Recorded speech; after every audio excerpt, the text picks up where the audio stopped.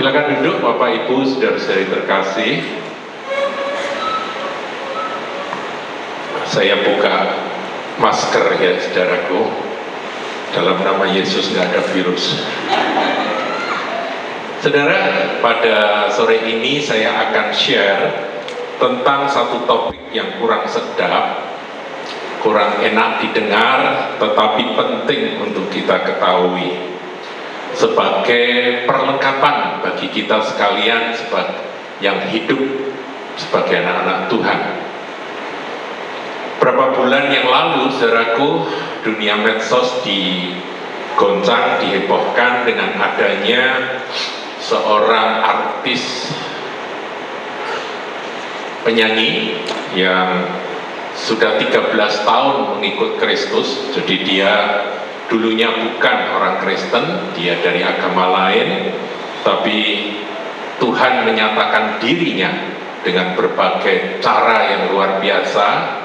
Sampai sekarang kesaksian-kesaksiannya tentang bagaimana dia bertobat, bagaimana dia kenal Tuhan masih ada, karena jejak digital tidak bisa dihapus, saudaraku. Ya, ini repot, saudara. Sudah 13 tahun dia bersaksi di sana-sini, sambil nyanyi, sambil bersaksi. Tiba-tiba beberapa bulan yang lalu dia menyatakan kembali kepada iman yang lama. Alasannya agak tidak masuk akal, tetapi itulah yang dia nyatakan, dan itu viral luar biasa, saudaraku, yang nonton jutaan. Motivasinya apa dia kembali kepada iman yang lama? Kita nggak ngerti, saudaraku, tetapi kita perlu menyikapi akan adanya fenomena semacam ini. Ada orang Kristen yang lahir sebagai orang Kristen, ataupun dia petobat baru yang kemudian menjadi pengikut Kristus, menjadi murid Kristus, tapi kok tiba-tiba saja bisa beralih kepada iman yang lain dan meninggalkan akan kasih karunia Yesus Kristus Tuhan. Fenomena seperti ini harus kita cari di dalam Alkitab, saudaraku. Nah, kita lihat terlebih dahulu surat Paulus yang kedua kepada Tesalonika. 2 Tesalonika pasal 2 ayatnya yang ketiga saja, saudaraku, ya, satu ayat. Jadi 2 Tesalonika 2 ayat 3, demikian bunyi firman Tuhan. Janganlah kamu memberi dirimu disesatkan orang dengan cara yang bagaimanapun juga. Sebab sebelum hari itu haruslah datang dahulu murtad, dan haruslah dinyatakan dahulu manusia durhaka yang harus binasa. Saudaraku, kalau dikatakan sebab sebelum hari itu di situ mengacu pada hari kedatangan Tuhan. Sebelum kedatangan Tuhan kali yang kedua, haruslah, kalau firman Tuhan katakan haruslah, berarti ya pasti harus terjadi. Haruslah datang dahulu murtad. Kata murtad itu dari kata apostasia di dalam bahasa Yunaninya. Artinya menyeberang atau meninggalkan iman. Meninggalkan akan iman kepada Yesus Kristus. Murtad. Saudaraku, jadi murtad itu merupakan tanda akhir zaman. Saudara jangan kagetan, jangan gumunan kalau ada orang-orang yang tadinya sudah melayani Tuhan, sudah bersaksi, dan kesaksiannya juga bagus, hebat, bahkan ada buah-buah pelayanannya, tapi tiba-tiba orang yang bersangkutan murtad, meninggalkan akan imannya. Saya coba dalami, saudaraku, renungkan, sebetulnya orang bisa meninggalkan Yesus Kristus Tuhan itu karena apa? Ya minimal ada 3 hal, saudaraku, ya. Kalau yang pertama karena harta, dia meninggalkan Kristus untuk mengikut akan keyakinan lain, tetapi dia dapat harta gitu ya, atau kedudukan, tahta. Dia akan dapat jabatan, dapat kedudukan kalau dia meninggalkan akan Yesus Kristus Tuhan, beralih kepada agama yang lain. Atau yang ketiga yang saya sudah pernah hadapi, yaitu cinta, saudaraku. Jadi rupa-rupanya cinta itu kuat seperti maut, itu benar. Sampai betul-betul orang pilih maut daripada cinta, begitu ya. Bukankah orang di luar Kristus itu mati, saudara? Jadi orang pilih mati demi cinta. Di sini nggak ada ya, saudaraku ya. Di luar sana ada loh, saudara. Hati-hati. Saya pernah ngadepi anggota jemaat sedih, saudaraku. Bahkan menyalahkan diri sendiri, salahku apa toh Tuhan? Kok sampai ada jemaat yang karena cinta dia meninggalkan Kristus.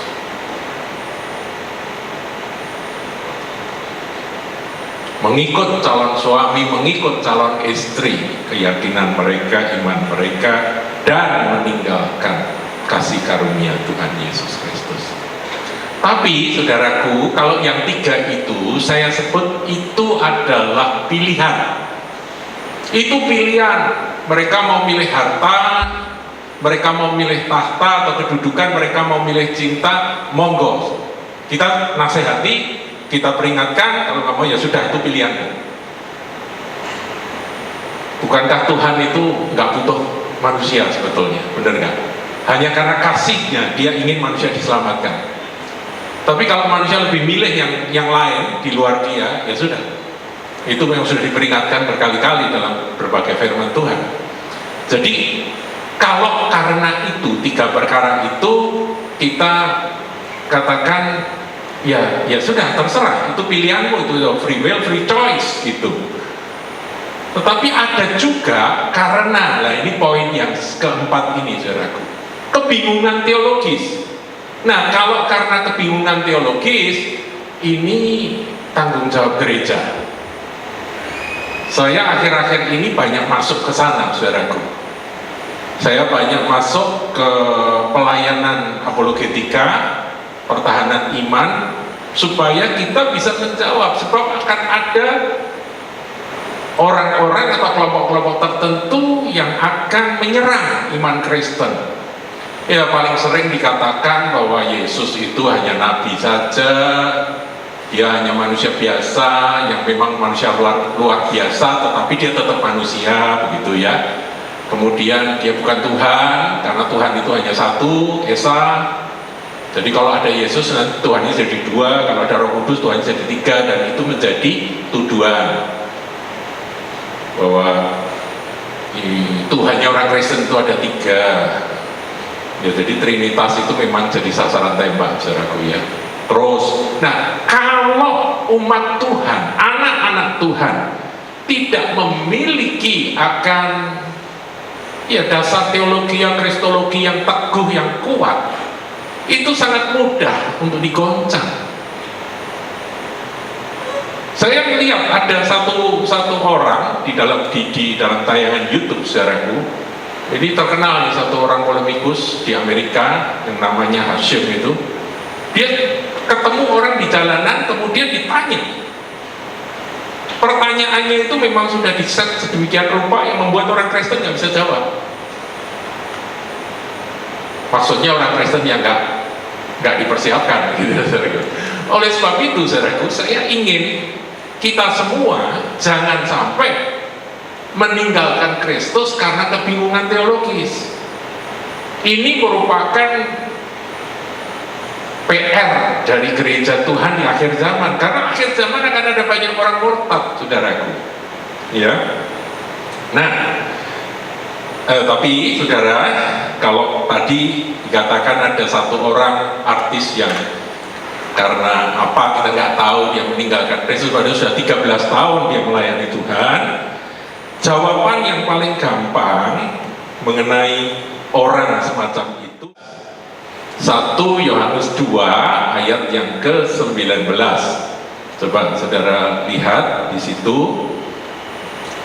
Memang mereka berasal dari antara kita, tetapi mereka tidak sungguh-sungguh termasuk pada kita. Nah, ini kan paling gampang, saudara. Jadi kalau ada orang yang murtad, ya, apostasia, murtad, meninggalkan Kristus, itu jawabnya ini, saudaraku. Memang mereka berasal dari kita, mereka pernah bersama dengan kita, tapi mereka sesungguhnya tidak sungguh-sungguh termasuk pada kita. Sebab jika mereka sungguh-sungguh termasuk pada kita, niscaya mereka tetap bersama-sama dengan kita. Ya logis banget, saudaraku.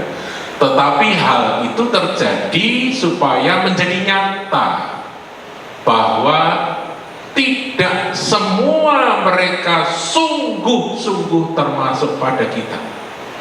Ini memang bicara tentang antikris. Antikris itu artinya orang yang anti terhadap Kristus, kan begitu ya. Akhirnya mereka menolak Kristus. Sudah bersama-sama dengan kita tapi nggak sungguh-sungguh. Jadi saudara kalau mau tahu kok ada ya orang begitu ya, jawaban yang paling mudah, paling sederhana ya pakai ayat ini, saudaraku. 1 Yohanes 2 ayat 19. Tetapi ada juga, saudara, kalau kita teliti firman Tuhan dalam Matius 13 ayat yang ke-21. Coba kita tengok, saudaraku. Matius 13 ayat 21. Dikatakan ini, mulai ayat 20 aja, saudaraku ya. Lebih tepat Matius, maaf ini saya bukakan. Matius 13 ayat 21. Iya. Di situ terlalu kecil mata saya, agak sukar membaca, saya baca di sini saja, saudaraku. 13 ayat 20. Benih yang ditaburkan di tanah yang berbatu-batu ialah orang yang tidak mendengar firman itu, orang yang mendengar firman itu dan segera menerimanya dengan gembira. Jadi kalau ada orang menyambut firman Tuhan, orang baru menyambut firman Tuhan, kemudian dia excited sekali, dia begitu bergembira, menggebu-gebu, seakan-akan dia begitu bersungguh-sungguh, ya kita senang, tapi hati-hati, saudaraku. Barangkali sedang menggenapi ini. Masalahnya di hati mereka ada batunya apa enggak? Di tanah hati mereka itu berbatu-batu apa enggak? Kalau batu-batunya nggak mau disingkirkan,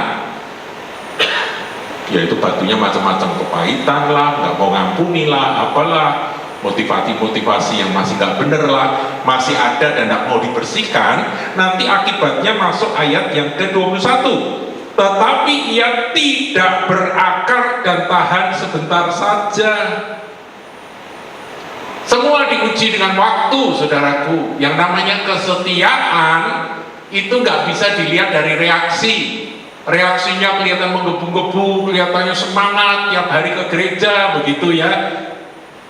Waktu yang akan membuktikan apakah dia sungguh-sungguh termasuk kita atau tidak. Apabila datang penindasan, nah saudara, jadi orang Kristen itu jangan cengeng, jangan manja. Karena firman Tuhan dengan tegas katakan bahwa kalau kita mau sungguh-sungguh hidup dalam Tuhan, sesuai firman Tuhan, akan ada tantangan, akan ada penindasan atau penganiayaan karena firman itu. Maka orang itu pun segera murtad. Kata murtad itu diterjemahkan, ini bagus, terjemahan dalam LHI bagus, meskipun asal katanya atau bahasa Yunaninya berbeda-beda, saudaraku. Saya catat itu ada 3, ada skandalizo, ada apostasia, kemudian ada juga nanti parapipto. Tapi itu semua, parapipto itu juga murtad semuanya, saudaraku. Artinya yang meninggalkan Kristus, begitulah gampangannya. Kita harus hati-hati, saudaraku. Jadi waktu itulah yang akan membuktikan orang itu benar-benar berakar atau tidak. Dan untuk bisa berakar, kalau orang ikut Kristus, maka dia harus rela batu kecil dalam dirinya, nggak mau mengampuni lah, masih ada kesombongankah, masih ada proses, itulah yang kalau dia rela maka dia akan jadi tanah yang baik dan akarnya akan kuat dan dia tidak akan murtad. Nah saudara, jadi kita sudah belajar ya, itu tanda akhir zaman, ada murtad, jangan kagetan, jangan gumunan. Kedua, ya mengapa murtad? Karena itu tidak termasuk, sungguh-sungguh termasuk pada kita, itu jawaban paling gampang. Tetapi juga karena mereka tidak memiliki akar yang kuat. Meskipun pada awalnya kelihatannya bergembira menyambut akan firman tersebut, kebenaran tersebut. Nah, saudaraku, saya juga ingin kita otokritik ya. Kok sampai ada artis yang sudah 13 tahun, bahkan kalau saudara dengarkan kesaksiannya, saya sempatkan mendengarkan kesaksian sebelum dia kembali kepada iman yang lama ya, setelah 13 tahun. Itu luar biasa. Dia pernah didatangi Tuhan Yesus sendiri, itu sebelum dia percaya Yesus. Didatangi Tuhan sendiri. Kemudian dia juga pernah dipeluk oleh Tuhan Yesus dan saksinya adalah seorang anak kecil. Anak kecil yang ada di gereja ketika dia menyanyi, anak kecil itu mendekati dia, ya tante, aku tadi lihat Tuhan Yesus memeluk engkau, dan dia memang saat itu merasakan ada pengurapan yang luar biasa, padahal dia masih dalam kondisi kebimbangan. Sampai dia dibaptiskan, sampai kesaksiannya ada di mana-mana, menjadi berkat di sana sini. Dan dia juga pernah dianiaya, saudaraku, oleh keluarganya. Saya sampai bingung. Jadi semua sudah dialami. Tapi kok ia bisa murtad, saudara? Kok ia bisa meninggalkan dunia? Kita tentunya sebelum orangnya meninggal dunia, kita tetap berdoa supaya barangkali kasih karunia Tuhan masih menjangkau dia. Tapi saudaraku, hal semacam ini harus diwaspadai. Benar-benar kita harus punya dasar firman yang teguh, pengajaran yang tegas, lengkap, jelas, dan tidak meninabobokan jemaat. Itu harus disampaikan dari mimbar gereja, dari kelas-kelas pemuritan, dari komsel-komsel yang ada. Sebab tadi ada jelas, ada penindasan, ada penganiayaan karena firman itu ada, saudaraku. Jadi ikut Yesus, kalau saudara pelajari Alkitab ini, kata pertama kita mau ikut Yesus apa, saudara? Barang siapa mau mengikut aku, dia harus menyangkal dirinya, memikul salibnya, dan mengikut aku setiap hari. Ya kan? Tapi ini kurang disukai ayat ini. Apalagi kalau pengajar-pengajar itu adalah pengajar yang berkecenderungan kemakmuran, saudaraku. Maka yang dibahas adalah nikmatnya, indahnya, enaknya ikut Yesus. Diberkati, dipulihkan, disembuhkan. Meskipun itu tidak keliru, tapi kalau hanya itu saja yang terus-menerus dijejalkan kepada jemaat, akibatnya apa, saudaraku? Dipikirnya Injil itu adalah itu saja. Padahal kalau saudara baca Injil, baca ajaran Tuhan Yesus tentang kamu akan dianiaya, kamu akan dimasukkan penjara, kamu akan dihadapkan pada pengadilan, itu tuh bagian kita, saudaraku. Kesulitan, kesukaran itu bagian kita. Tetapi dia berjanji, aku akan menyertai engkau sampai kesudahan zaman. Jadi jemaat jangan dininabobokan, apalagi kalau ada jiwa baru yang adalah public figure, orang terkenal yang kemudian bertobat, langsung dikasih panggung, belum dimuridkan, belum diperlengkapi, belum dibekali dengan pengajaran-pengajaran yang lengkap, saudaraku. Orang-orang yang berasal dari keyakinan lain yang mau mengikut Kristus harus diajarkan ayat-ayat seperti misalnya Matius 10 ayat 35. Coba kita lihat Matius 10 ayat 35.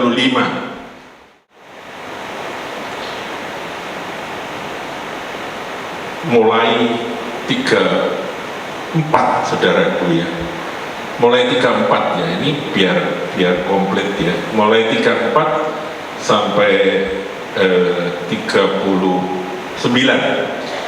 Jangan kamu menyangka bahwa aku datang untuk membawa damai di atas bumi. Aku datang bukan untuk membawa damai, melainkan pedang.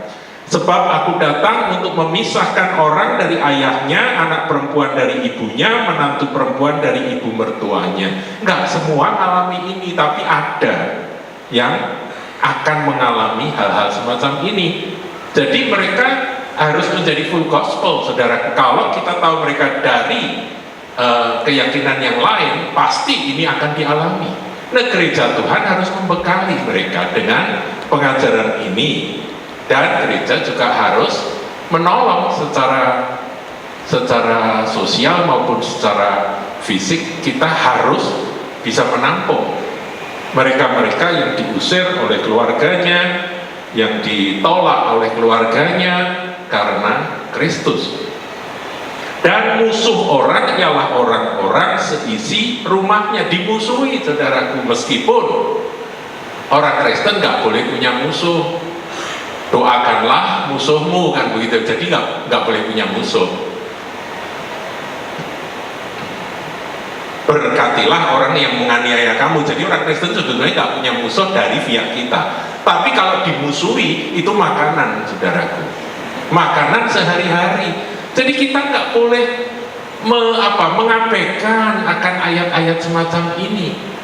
Tuhan Yesus itu ngajar kepada murid-muridnya hal-hal yang indah-indah dalam pengertian secara jasmani, menyenangkan kita, tetapi juga yang berat-berat semacam ini. Jadi lengkaplah, komplit. Kalau tidak komplit itu nggak enak, saudaraku. Barang siapa mengasihi bapak atau ibunya lebih daripadaku, ia tidak layak bagiku. Saya kira artis itu saat ini sedang menggenapi ayat ini.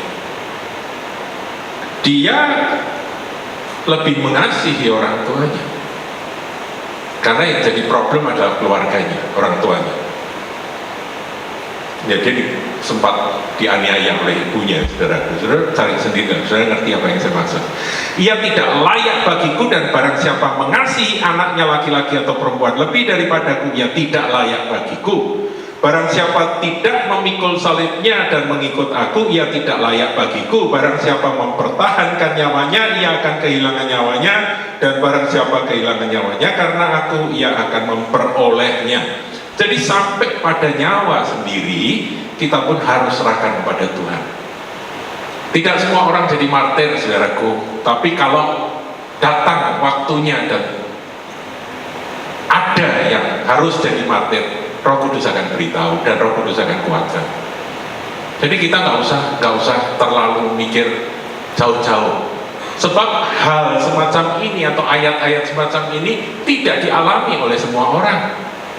Tapi kalau ada yang mengalami, maka gereja Tuhan harus meneguhkan, menguatkan mereka, menolong mereka, membantu mereka.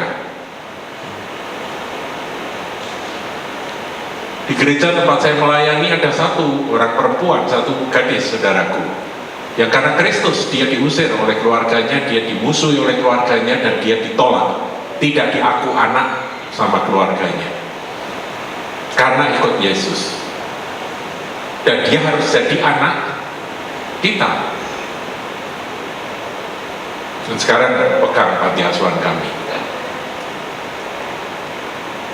Gereja harus siap untuk menerima mereka-mereka yang dibuang oleh keluarganya.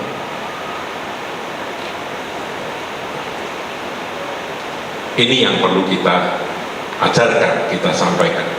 Harga mengikut Yesus itu harus diajarkan. Poin berikutnya, saudaraku, penekanan supaya mengasihi Tuhan lebih dari segalanya. Tadi sudah kita singgung, saudaraku, ya. Jadi mengasihi Tuhan lebih dari keluarga, mengasihi Tuhan lebih dari harta benda, mengasihi Tuhan lebih dari cinta kepada pasangan, pacar atau apapun. mengasihi Tuhan lebih dari segalanya, itu merupakan syarat. Bedanya Petrus dengan Yudas itu apa sih? Dua-dua sama-sama dipilih Tuhan, sama-sama dipanggil Tuhan, sama-sama jadi ring satunya Tuhan, ya kan, 12 murid kan. Dua-dua sama-sama melihat mujizat Tuhan, bahkan mereka ketika diutus oleh Tuhan juga mereka semua melayani dengan mujizat-mujizat yang sama. Tidak dikatakan bahwa murid-murid itu kembali dari utusan dan kemudian mereka berkata, Tuhan, setan-setan takluk pada kami. Semua berkata begitu kecuali Yudas. Enggak, saudaraku, Yudas juga ada di sana kok. 5 roti 2 ikan 12 bakul, itu yang 1 bakul jatahnya Yudas, saudaraku. Jadi Yudas itu melihat semua. Tetapi bedanya Yudas dengan Petrus apa? Petrus menyangkal Tuhan Yesus 3 kali sebelum ayam berkokok. Yudas juga menjual Yesus, ya 11-12 lah, hampir sama. Tapi bedanya, Petrus mengasihi Yesus. Dia lemah, tapi dia mengasihi Tuhan. Saudara, pastikan dirimu bahwa kau mencintai dia. Dan Roh Kudus akan tolong ketika saudara berkata, Tuhan, aku lemah, tapi aku mengasihimu. Tolong aku, Roh Kudus. Jangan sampai aku mengasihi yang lain, apapun itu, lebih daripada Tuhanku, Juru Selamatku, Yesus Kristus Tuhan. Coba kita lihat 1 Korintus 16 ayat 22. Rasul Paulus pendek firman ini, cekak, paus, kering, tajam. Baca sama-sama, saudaraku, 1, 2, 3. Siapa yang tidak mengasihi Tuhan, terkutuklah ia. Maranatha. Artinya apa sih? Kalau kita nggak mengasihi Tuhan, Tuhan Yesus, kita menempatkan posisi pada terkutuk, pada posisi terkutuk. Orang kalau sudah terkutuk sudah repot, saudara. Nggak ada berkat. Terkutuklah ia. Terus sekarang Rasul Paulus itu kan rasul yang pengetahuannya sangat dalam sekali, luas, dalam, dan akurat sekali. Kalau sampai keluar firman ini, berarti ini sebuah peringatan yang keras. Apakah dalam hati kita benar-benar mengasihi Tuhan? Saudara berkata, aku lemah Tuhan, aku bahkan pernah jatuh.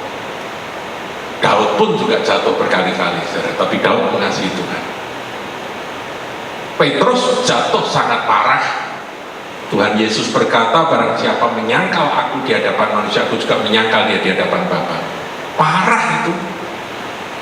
Tapi Petrus mengasihi Tuhan Yesus. Ada ikatan kasih kepada Yesus Kristus Tuhan Juru Selamat yang membuat Tuhan tidak akan melepaskan murid yang satu ini.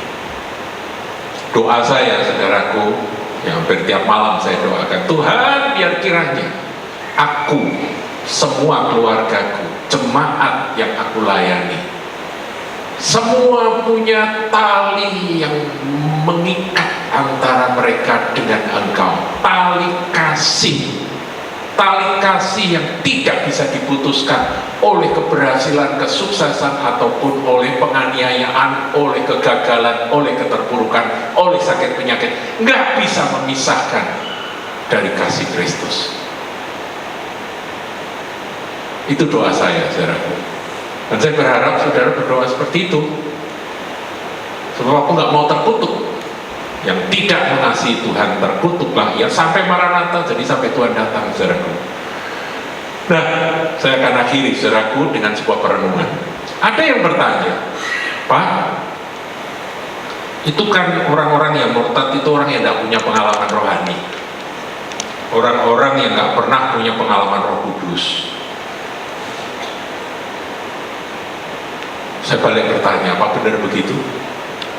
Coba kita lihat, saudaraku, jawabnya ada di dalam firman Tuhan. Ibrani pasal yang ke-6. Ini ayat yang banyak dipakai oleh kelompok Arminian, saudaraku.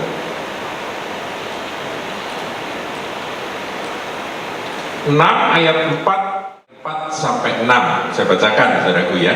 Sebab mereka yang pernah diterangi hatinya, yang pernah mengecap karunia surgawi, dan yang pernah mendapat bagian dari Roh Kudus. Berarti dulu, saudaraku, satu ayat saja. Pernah diterangi hatinya, ini terang benderang atau terang-terangan? Ini cahaya betul dari surga atau cahaya-cahayanan? Menurut saya yang dimaksudkan oleh penulis Ibrani, pernah diterangi hatinya itu diterangi oleh terang surga, oleh Tuhan. Terang yang dari surga, pernah hatinya itu diterangi. Kemudian yang pernah mengecap karunia surgawi, ini bukan karunia neraka atau karunia setan, bukan karunia surgawi, saudaraku, pernah dikecap. Dan yang pernah mendapat bagian dari Roh Kudus, dalam Roh Kudus, saudaraku. Jadi pernah bergerak dalam karunia, mungkin nubuatan, mungkin dapat penglihatan, seperti tadi artis yang saya ceritakan tadi. Karunia roh, saudaraku, pernah bergerak dalam kuasa kesembuhan, barangkali dia doakan orang sembuh. Mungkin juga dia pernah dipakai dalam karunia marifat. Ya pokoknya karunia roh, saudara pernah mendapat bagian dalam Roh Kudus, berbahasa roh. Dan yang mengecap firman yang baik dari Allah ini menghapus akan satu pandangan bahwa orang yang murtad itu nggak pernah dengar firman yang baik. Dan firman yang baik itu dikecap, artinya dirasakan. Kalau bisa ngecap itu berarti kan makan. Dia sudah makan firman, dan firman itu sudah masuk dalam hidupnya. Pernah mengecap firman yang baik dari Allah, bukan firman yang tidak baik. Saudara jangan berkata bahwa iya dia nggak pernah dengar firman yang sungguh-sungguh diurapi. Enggak, saudaraku, ini sudah firman yang baik, saudaraku, dari Allah. Dan karunia-karunia dunia yang akan datang. Jadi karunia-karunia dunia yang akan datang, karunia yang nanti kelak seperti apa, dia tuh sudah pernah. Dulu pada waktu Times of Refreshing, Toronto Blessing zaman tahun 90-an akhir itu, saudaraku ya, tahun 96, 97, di gereja tempat saya melayani, orang-orang hampir semua, saudaraku, ngalami cerita-cerita ketika mereka slide in the spirit, mereka tertawa, dilawat Tuhan. Ketika selesai, saya coba tanya, apa yang kamu alami? Oh, saya diajak jalan-jalan ke surga, digandeng sama Tuhan Yesus, saya diajak terbang, saya macam-macam ceritanya, saudaraku. Ada yang saya dikasih makan sama Tuhan, bahkan yang paling lucu saya dipijeti malaikat gitu. Ono pijet-pijetan, saudaraku. Tapi itu semua, saudara, saya tahu itu pengalaman asli karena itu hadirat Tuhan sangat kuat. Tapi apakah itu membuat seseorang itu kebal terhadap murtad? Nah, kita lihat ayat berikutnya. Namun yang apa, saudaraku, murtad lagi tidak mungkin dibaharui sekali lagi demikian sehingga mereka bertobat. Oh, ngeri, saudaraku. Orang yang sudah alami akan karunia-karunia surgawi, karunia dunia yang akan datang, karunia Roh Kudus, sudah mengalami semuanya itu, sudah mengecap akan firman yang baik. Tapi yang murtad lagi berarti ada kan? Ada yang sudah seperti itu, sudah sehebat itu, sudah beroleh kasih karunia yang selimpah itu, mereka murtad lagi. Nggak mungkin orang seperti itu dibaharui sekali lagi sedemikian sehingga mereka bertobat, sebab mereka menyalibkan lagi anak Allah bagi diri mereka dan menghinanya di muka umum. Jadi ada yang sampai menghina, menghujat Tuhan Yesus sedemikian rupa, padahal dia dulu pernah mengalami yang begitu-begitu. Saudaraku, di sini nggak ada, saudaraku. Doakan yang di luar supaya tidak alami seperti ini, tidak menggenapi ayat ini.